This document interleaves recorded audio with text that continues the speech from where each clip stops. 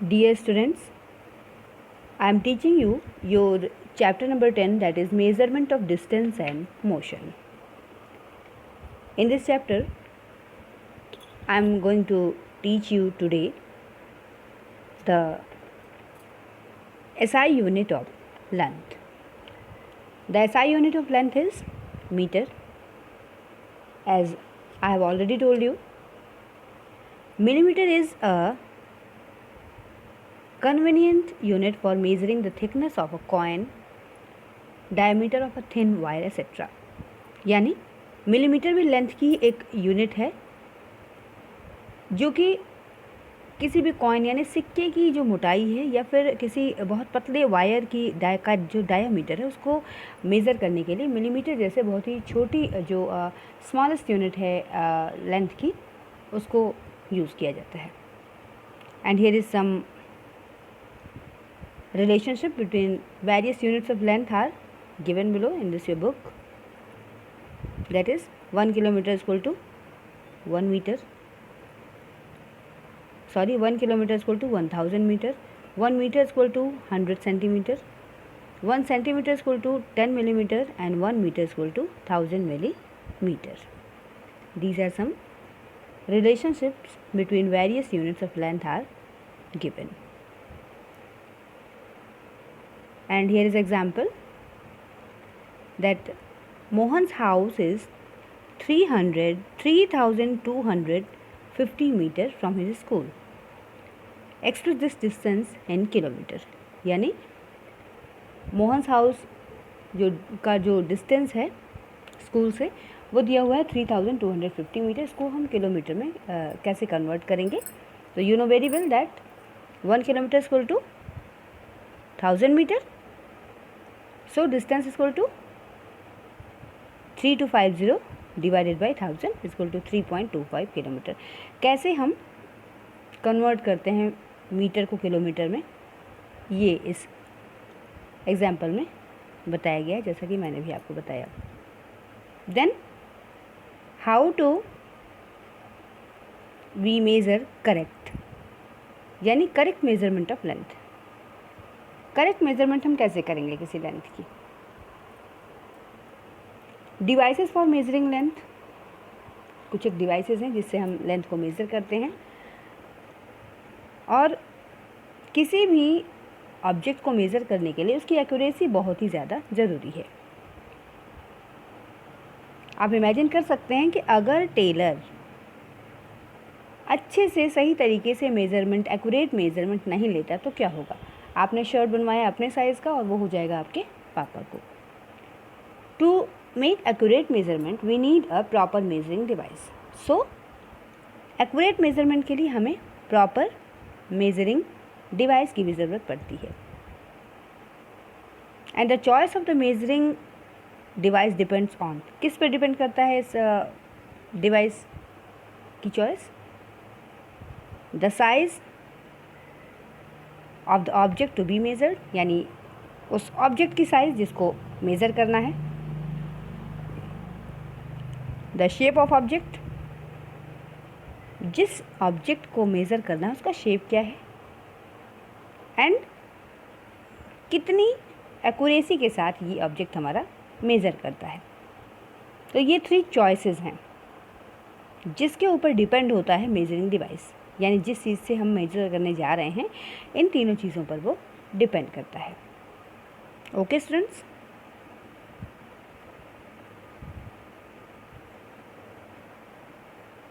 The first device from which we can measure is ruler और metre scale.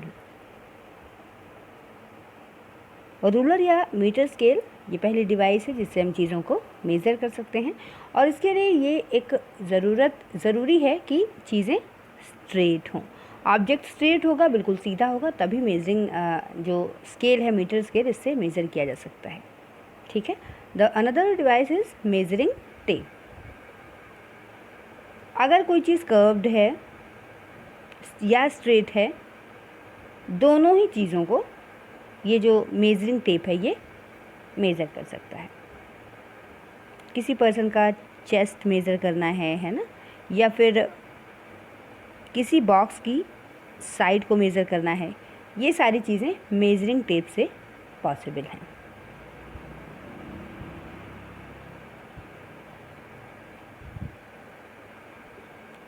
ये तो हुई मेजरिंग डिवाइस की बात। Now I am going to discuss with you that proper use of measuring device. इन measuring device को हम कैसे प्रॉपरली यूज़ कर सकते हैं। So to measure length of an object accurately you should follow following suggestions. कुछ एक suggestions हैं, आपको एक्यूरेसी के लिए, मेज़रमेंट की एक्यूरेसी के लिए उनको फॉलो करना बहुत ज़रूरी है। जैसे the scale should be placed along the length to be measured. जिस भी लेंथ को मेज़र करना है बिल्कुल उसके साथ लगा करके आपको स्केल को रखना पड़ेगा। अगर आपने इस तरह से रखा, you are watching in this diagram, then it is wrong. बिल्कुल स्ट्रेट, जैसा ऑब्जेक्ट है, जिस स्ट्रेट लाइन में ऑब्जेक्ट है उसी स्ट्रेट लाइन में आप इस रूलर को रखेंगे, तभी एक्यूरेसी इसके मेज़रमेंट की आएगी। ये तरीका है, this is wrong. After that keep your I in line with the point of measurement. जिस पॉइंट से आपको मेज़रमेंट करना है, आपको अपनी आइज़ को बिल्कुल उसी पॉइंट में रखना होगा। If the eyes are not in line with the point of measurement, the measured length will be either shorter or longer than the actual length. अगर एक्यूरेट उस जगह आप नहीं रखेंगे आइस को, तो जो भी आप मेज़रमेंट ले रहे हैं वो शॉर्ट हो सकती है या एक्चुअल लेंथ से लॉन्ग हो सकती है।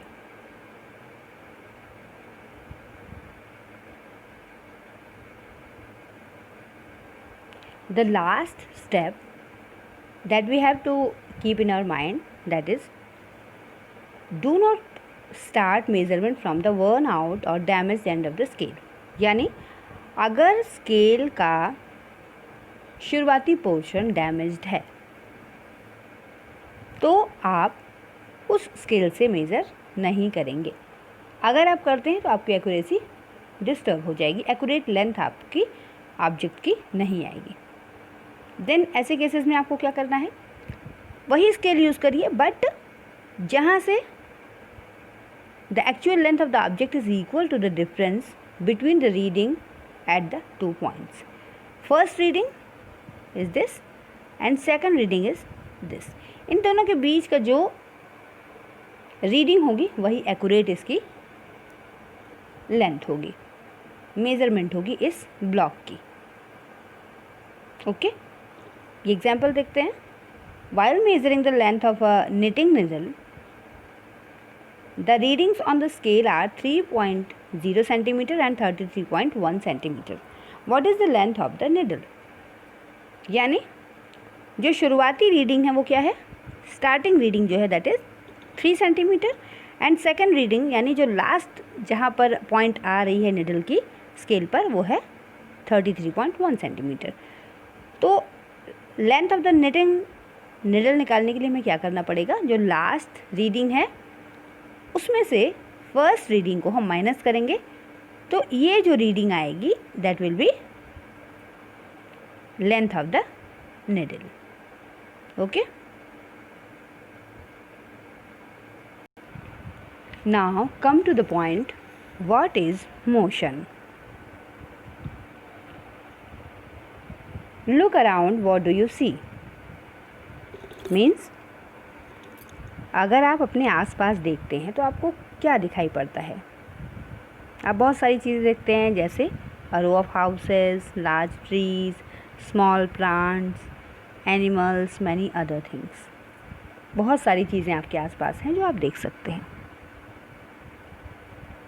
But each house in your locality, or you can say everywhere, remains at its allocated place. जो कुछ भी चीज़ें आपके आसपास हैं उसमें से मैक्सिमम चीज़ें, हाउस, ट्री, इस टाइप की जो चीज़ें हैं वो आपको फिक्स्ड अपनी जगह पर एलोकेटेड दिखाई देती हैं, एक ही जगह पर स्थिर रहती हैं। ये one place to another move नहीं कर सकती। They may sit for a while on a tree top, and people may sit or move from one place to another. So we see there are two different types of objects. Two types के objects हम अपने आसपास देखते हैं. These are the object which do not change their position with time and the object which do not change their position with time are said to be at rest. पहला, ऐसे object जो समय के साथ, टाइम के साथ अपनी position को चेंज नहीं करते हैं, ऐसे ऑब्जेक्ट्स को बोलते हैं at rest. And another, the objects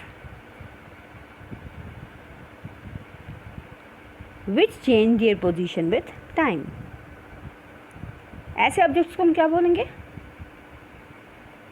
the objects which change their position with time with respect to their surroundings are said to be at the rest. Or the objects which change their position with time are said to be in motion. ऐसे objects जो time के साथ with respect to time अपनी position को change करते हैं, उनको हम क्या बोलते हैं? वो जो ऑब्जेक्ट्स हैं वो क्या हैं? वो मोशन में हैं, यानी वो चल रहे हैं. The same object may be at rest at one moment with respect to fixed point but may be in motion with respect to another. यानी कोई चीज़ एक जगह पर हमें ऐसा लग रहा हो कि वो चल रही है और दूसरी से रिलेटिव अगर हम उसको देखेंगे तो वो ऐसा लगेगा जैसे अपनी जगह पर फिक्स है.